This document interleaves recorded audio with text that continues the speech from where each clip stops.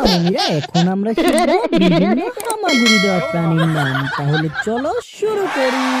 সোনামণিরা, এটা হলো গুড়ি পোকা। গুড়ি পোকাকে ইংরেজিতে বলে মিলিপিড।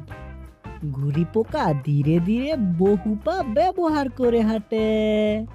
সোনামণিরা, এটা হলো কাকড়া বিছা। কাকড়া বিছাকে ইংরেজিতে বলে সেন্টিপিড।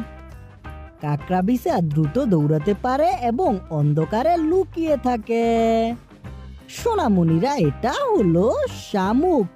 শামুককে ইংরেজিতে বলে স্নেল। শামুক নিজের খোলের ভেতরে লুকিয়ে নিরাপদে থাকে। সোনামণিরা, এটা হলো শামুক জাতীয় পিচ্ছিল প্রাণী। ইংরেজিতে বলে স্লাগ।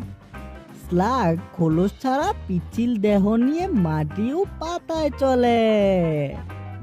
সোনামণিরা, এটা হলো কেঁচো।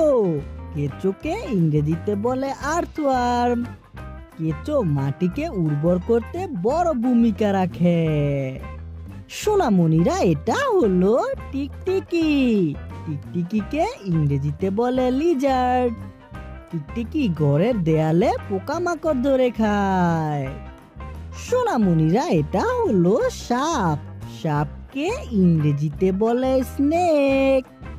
সাপ নিঃশব্দে চলতে পারে এবং তার জিভ দিয়ে গন্ধ পায়।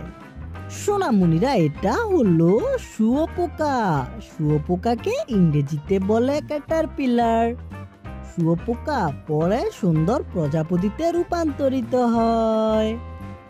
সোনামণিরা, এটা হলো মাকড়সা। মাকড়সাকে ইংরেজিতে বলে স্পাইডার। মাকড়সা তার জাল বুনে শিকার ধরতে পারে।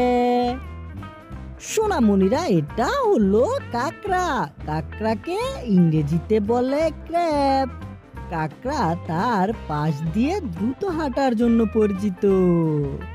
সোনামণিরা, কেমন লাগলো ভিডিও? ভালো লাগলো অবশ্যই লাইক করবে। দেখা হচ্ছে পরবর্তী ভিডিওতে। Bye bye.